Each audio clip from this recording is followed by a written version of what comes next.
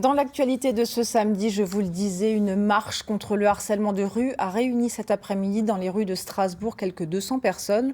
Ensemble en jupe, un élan citoyen pour libérer la parole et chercher des solutions à ce phénomène qui fait trop de victimes. Jeanne Meyer, Cathy Hubert.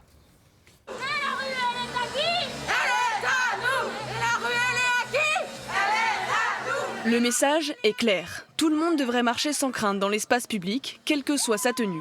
Dans cette marche, des femmes et des hommes portent des jupes en signe de solidarité. On en entend de plus en plus parler à la télé, à travers la radio, à travers des réseaux sociaux. Et c'est vrai que c'est un problème auquel on essaye d'apporter notre soutien. Je suis venue avec mes deux filles qui ont 12 et 5 ans.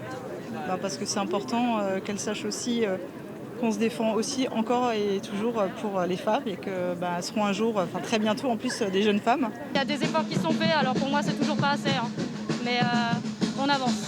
Ces derniers mois, des témoignages ont envahi les réseaux sociaux. Beaucoup de jeunes strasbourgeoises agressées en pleine rue et qui ne se taisent plus. Pour la maire, il faut agir sur tous les secteurs. On prépare une campagne d'affichage massif sur le harcèlement de rue. On peut bien sûr travailler sur la formation, notamment la formation des agents publics, de la police municipale. On a aussi une action à mener sur les écoles et aussi sur finalement comment dès le plus jeune âge favoriser cette égalité filles-garçons. Les deux organisatrices de la marche espèrent que cette initiative aura des répercussions concrètes et ne restera pas lettre morte. On est là, nous, avec nos petits calepins, on va tourner, circuler dans cette marche justement pour recueillir ces idées, ces témoignages.